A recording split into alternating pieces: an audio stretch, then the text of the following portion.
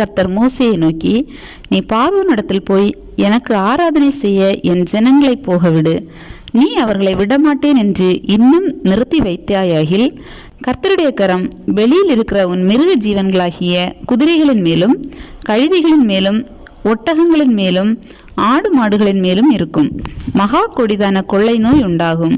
கர்த்தர் இஸ்ரவேலரின் மிருக ஜீவன்களுக்கும் எகிப்தியரின் மிருக ஜீவன்களுக்கும் வித்தியாசம் பண்ணுவார்.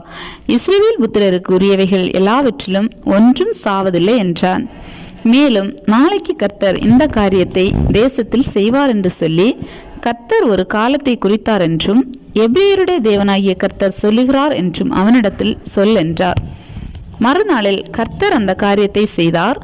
எகிப்தியருடைய மிருக ஜீவன்கள் எல்லாம் செத்து போயிற்று.